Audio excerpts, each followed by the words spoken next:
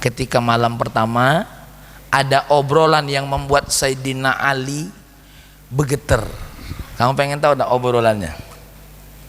Pengen tahu tak? Wahai suamiku, maafkan aku. Ada apa? Salah apa? Sebelum aku menikah denganmu, aku pernah jatuh cinta dengan seorang pemuda. Nah, lanang cemburu kan? Siapa pemuda yang kau jatuh cintai itu? Ngapa kau tidak menikah aja dengan dirinya? Karena pemuda yang aku cintai itu adalah kamu. Yes.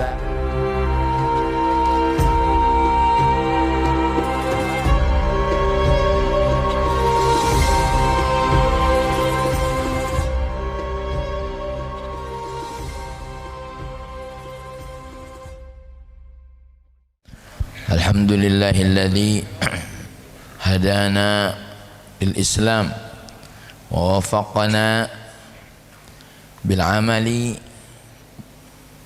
ila daris salam, wassalatu wassalamu ala nabiyyina Muhammadin khairil anam wa ala alihi wa ashabihi al mutamassikin bil Qur'an wa dinil Islam.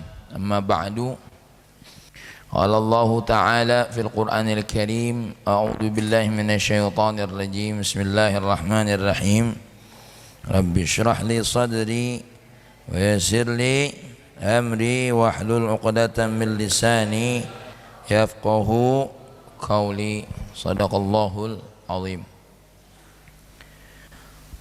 Adik-adik semua yang dimuliakan oleh Allah, kita bersyukur hari ini Allah anugerahkan kita kesehatan. Alhamdulillah. Allah berikan kita kesempatan untuk tetap senantiasa hidup. Tetapi jangan lupa kesehatan, kesempatan ini ya, banyak orang yang lalai di dalamnya. Itnatani ya, maghmunun fihima.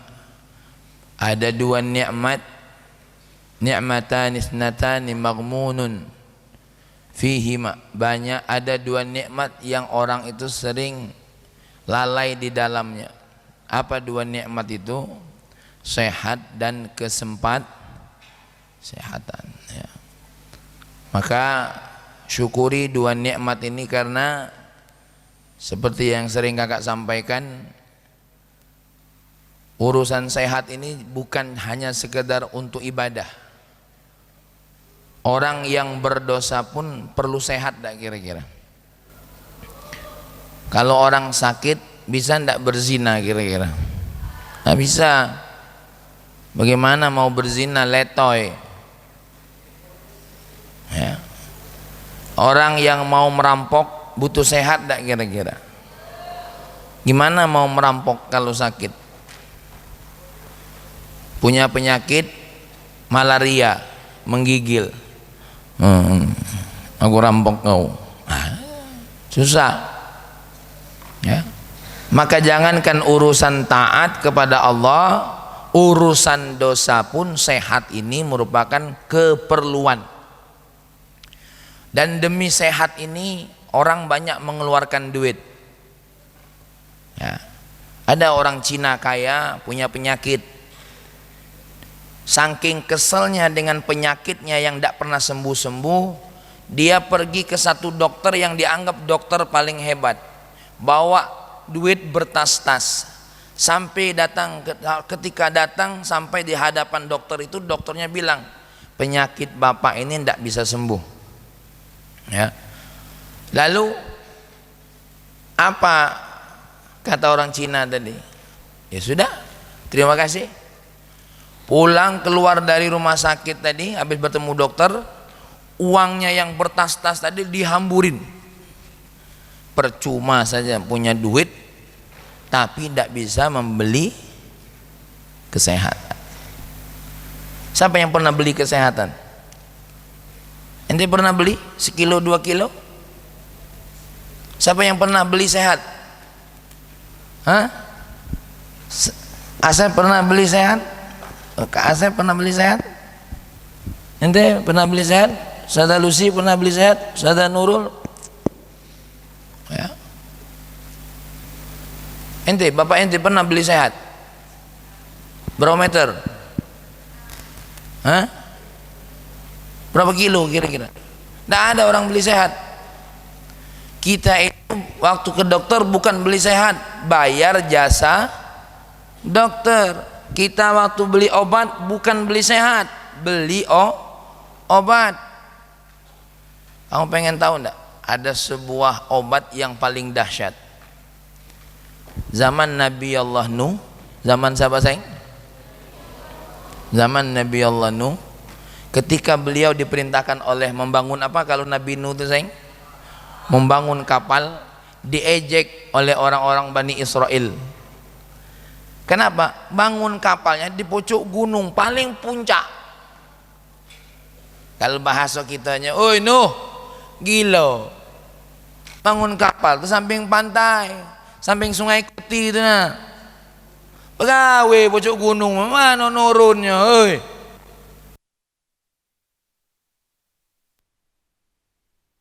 Mana ente bangun pucuk? Akan ada banjir besar, perkiraan akan menutupi gunung ini, kata beliau. Sudahlah, banyak ego cerita bohong. Diledek terus.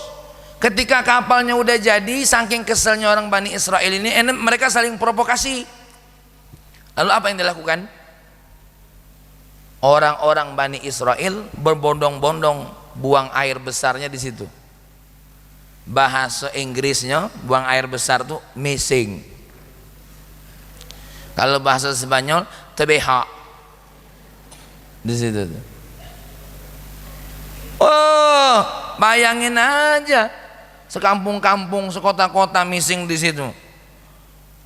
Kira-kira apa yang terjadi kapal tuh? Ya. Detai kabeh. Sedihlah Nabi Nuh. Apa sayang? Sedihlah Nabi Nuh. Kata Nabi Nuh, ya Allah, gimana saya mau membersihkannya? Santri tidak punya. Yang dukung saya tidak ada. Anaknya memusuhi Nabi Nuh, gimana mau nyuruhnya coba? Subhanallah, Allah kasihkan orang Bani Israel itu penyakit yang tidak ada obatnya, kecuali apa? Detelek. Tahu detelek?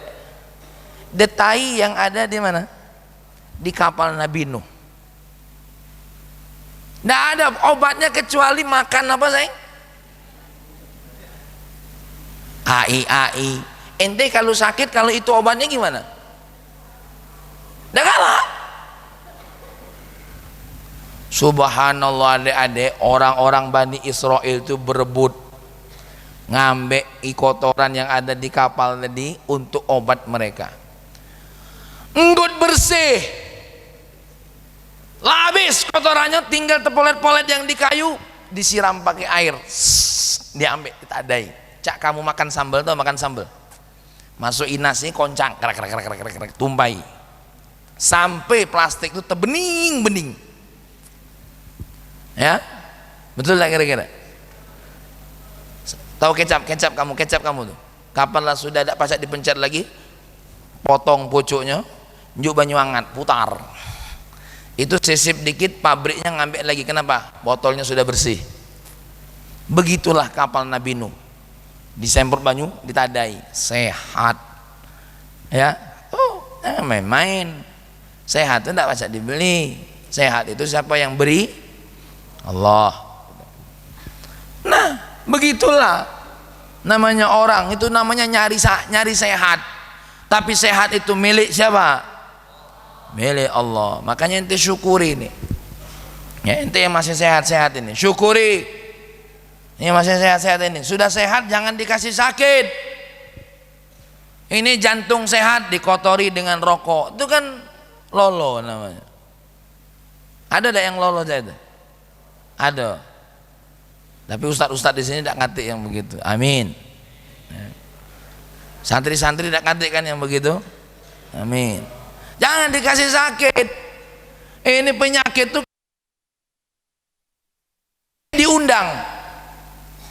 Penyakit diundang. Adik-adik mau minum racun? Kalau enggak, Ayolah, njuk sirup dikit. Kan ada? Ayolah. Hah? Njuk batu es biar tak terasa. Kan ada? Nanti mau kan? Ente kenapa? Wala tulqu aidiakum ila tahluka. Jangan ente lemparkan diri ente kemana? Kehancuran. Ya ala kulli halin. Ente jangan mau ngundang-ngundang penyakit. Ya. Seperti kata orang dulu kalau sakit cari obat. Kalau sekarang ngobat jadinya narkoba. Nah, baru yang berikutnya kesempatan. Nih, kesempatan ini mahal. Kakak mau cerita sedikit tentang Sayyidina Ali dengan Sayyidah Fatimah yang sedang saling jatuh cinta. Pengen dengar lah kira-kira. Sayyidina Ali ini sudah dari kecil jatuh cinta sama Sayyidah Fatimah. Bagaimana ndak jatuh cinta? Siapapun nengok Sayyidah Fatimah pasti jatuh cinta. Cantik, ya, kayak kamu nih lah. Ya. Tapi kalau dibanding, jauh. Kalau dibanding-banding, jauh. Ya. Cantiknya luar biasa. Tapi cantiknya Sayyidah Fatimah ini lahir dan batin. Apa buktinya? Aurat beliau tidak pernah terlihat dan beliau tidak pernah melihat aurat laki-laki. Ini hebatnya Sayyidah Fatimah. Bahkan sebenarnya kakak ceritakan sama kamu, beliau menjelang meninggal pun dia tidak mau ada yang melihat tubuhnya. Maka istrinya Sayyidina Abu Bakar ya bercerita kalau di Habasyah waktu hijrah dulu dia melihat orang Habasyah itu apa namanya tuh, untuk mengangkat mayat itu ada tutupnya. Nah itulah yang jadi keranda sekarang gitu. Jadi yang punya ide keranda ditutup itu siapa? Istrinya Sayyidina Abu Bakar atas permintaan siapa? Sayyidah Fatimah. Karena kalau yang dulu-dulu yang seperti di Saudi sekarang mayat pocongnya langsung terlihat, langsung bentuk badannya terlihat kan. Sayyidah Fatimah malu kalau bentuk tubuhnya dilihat, tidak mau dia. Kalau perempuan zaman sekarang belum mati lah terlihat bentuk tubuhnya tuh lah terlihat, ngau pelok ada ketinggalan ya. Kakak ulangi lagi, telok itu langsung ketengokan. Baik yang berjilbab maupun yang tidak berjilbab. Apalagi yang lanang, perut buncit, tidak nutup baju, tuh tidak lemak nengoknya. Itu Sayyidah Fatimah. Sayyidina Ali ini udah jatuh cinta, tapi dia tidak tahu Sayyidah Fatimah jatuh cinta sama dia apa enggak. Pokoknya Sayyidina Ali hanya tahu saya cinta sama Sayyidah Fatimah. Ya. Saking takutnya Sayyidina Ali jatuh cinta sama perempuan ini tadi sampai dia berdoa, ya Allah, Engkau maha tahu aku sedang mencintai siapa. Ya Allah, Engkau maha tahu aku sedang mencintai siapa, yaitu Fatimah. Tapi aku takut ya Allah kalau rasa cintaku tadi memalingkan aku cinta darimu ya. Maka cegahlah rasa cinta itu bukan karena aku tidak mencintainya. Saking takutnya Allah tidak mengabulkan cintanya, tapi karena aku hanya takut cinta itu menjadi penghalangku cinta kepada siapa? Cinta kepadamu ya Allah. Tuh doanya Sayyidina Ali. Kira-kira doa ini dilakukan enggak oleh pemuda-pemuda seperti adik-adik nih? Bukti rasa cintanya apa? Ketika beliau sudah usia dewasa, Sayyidina Abu Bakar melamar Sayyidah Fatimah. Ketika dia mendengar Sayyidina Abu Bakar mau melamar Sayyidah Fatimah, tersontak hatinya. Ayo. Ya, mungkin tangannya tuh megang pedang tuh tidak terasa berdarah mungkin. Cemburu ada. Tapi untuk menenangkan rasa cemburunya, apa kata Sayyidina Ali? Siapalah saya dibanding Sayyidina Abu Bakar? Tentu karena saya mencintai Fatimah, pasti saya akan senang kalau Sayyidah Fatimah bahagia. Bagaimana tidak bahagia? Karena Sayyidina Abu Bakar lebih baik dariku. Di tangannya banyak orang yang masuk Islam. Di tangannya berapa banyak orang yang sudah dimerdekakan. Bilal bin Rabah, Khabab, keluarga Yasir dimerdekakan dari kebudakan, kata beliau. Tambah lagi Sayyidina Abu Bakar adalah seorang saudagar, pedagang kaya. Siapa yang tidak kenal Sayyidina Abu Bakar? Sayyidina Abu Bakar itu bukan wong saro. Sayyidina Abu Bakar itu wong kaya. Adik-adik, tidak cakap Asep. Debuntu men. Ketengokan dari Rai itu. Debuntu. Apalagi ke Ilham. Deboke. Hei subhanallah, Nabi ini punya kebiasaan. Kalau ada yang melamar, yang ditanya anaknya, putrinya Sayyidah Fatimah. Sayyidah Fatimah menolak. Mendengar Sayyidah Fatimah menolak, rasa nak melompat dari gedung. Ya, ini perasaan kakak be, karena kakak waktu baca cerita itu, kakak temilu-milu perasaan. Hah? Saking senangnya, harapan tadi masih ada. Baru bahagia, datang Sayyidina Umar nak melamar pura. Nah, apalagi ini Sayyidina Umar Al-Faruq. Ini Umar Al-Faruq, seorang pembeda antara yang batil dengan yang hak, tegas. Ditambah lagi ada julukan singa bagi beliau itu. Dan beliau bukan orang sembarangan juga, orang kaya. Tapi subhanallah, bahagia lagi Sayyidina Ali, ditolak pula oleh Sayyidah Fatimah. Tidak galak Sayyidah Fatimah. Aku tidak galak, kata beliau. Kenapa? Sayyidina Ali ini pemuda tidak punya duit, adik-adik. Tidak duit, mana nak melamar. Pening malah dia menerusan melamar nih. Nanti duit, buka kantong. Kamu tahu tak yang sulap? Lihat dompet saya kosong, kantong saya kosong, lemari saya kosong, buku tabungan saya kosong, coretan beda kate. Bahkan tidak kate namanya buku tabungan. Ayo, bukan buku tabungan itu namanya, buku catatan. Kosong. Buka ATM, pinnya lupa. Karena walaupun ingat, kosong. Jadi daripada sakit hati, mendingan lupa.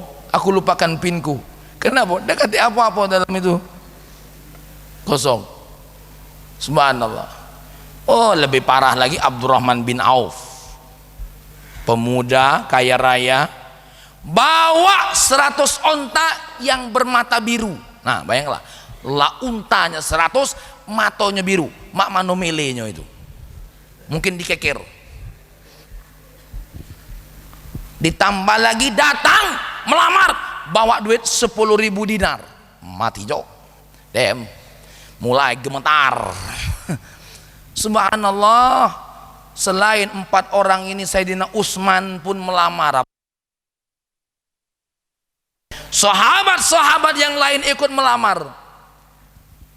Sayyidina Ali cuma cukup begeteran, gemeter, ya, gemeter. Ayo yang melamar nih wong-wong hebat, mana nak masuk? Adik-adik, sahabat yang lain mulai ngomong, Sayyidina Ali, semua sahabat melamar putri Nabi. Kenapa ente tidak melamar? Mana saya nak melamar, kata dia.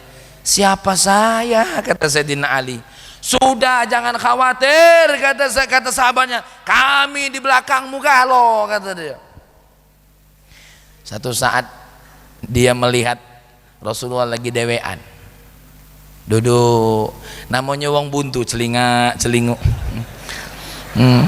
Nak ngomong gagap. Enggak. Ini mohon maaf, ini kakak ini menceritakan kalau kakak kayak Sayyidina Ali. Mana nak ngomong gitu. Rasulullah ini nanya, ada apa Sayyidina Ali? Nanya ya. Apalagi kalau Nabi yang nanya, ada mana lah? Ya, ada apa? Nah, ditanya ada apa tuh? Apa yang engkau inginkan, kata Nabi. Makin diam. Aku kepengen minang Sayyidah Fatimah. Nah, bagus kata Sayyidina Nabi. Karena sudah banyak sahabat yang meminang. Tapi saya tanya sama Fatimah, dia menolak. Sekarang saya nak tanya dulu sama anak putri saya. Karena dia takut, aku nih takut agam dewean. Apa kalau bahasa kita tuh? Belinjang dewe. Mulai takut. Ya. Ya, subhanallah, Sayyidah Fatimah ini ditanya. Wahai Fatimah, Ali datang untuk meminangmu. Engkau terima enggak kira-kira?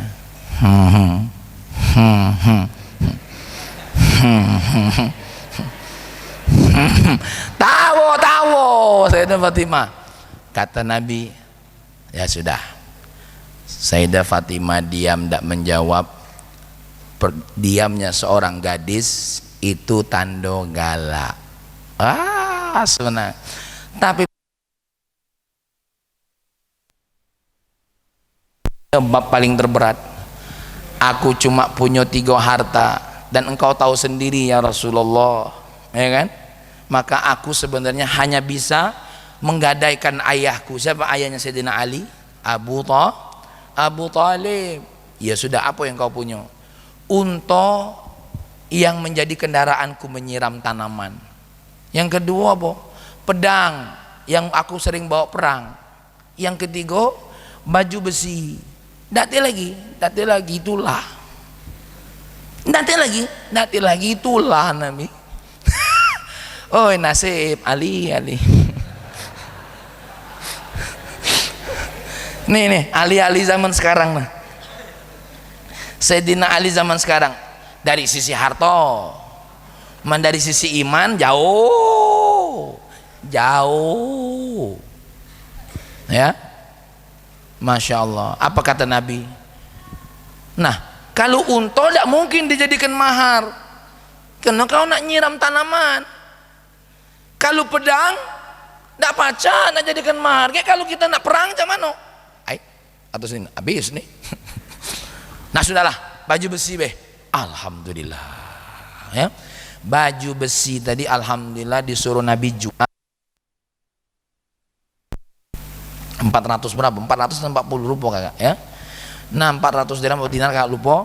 Akhirnya dibagi untuk keperluan keluarga, dibagi menjadi bagi 3. Menikahlah Sayyidah Fatimah dengan Sayyidina Ali karramallahu wajha. Kenapa dikasih julukan karramallahu wajha? Karena lamarannya diterima oleh Sayyidah Fatimah. Ketika malam pertama ada obrolan yang membuat Sayyidina Ali bergetar. Kamu pengen tahu tak obrolannya? Pengen tahu tak?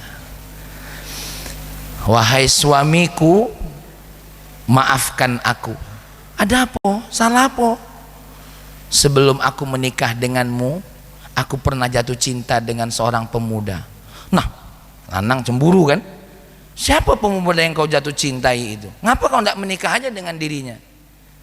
Karena pemuda yang aku cintai itu adalah kamu. Yes.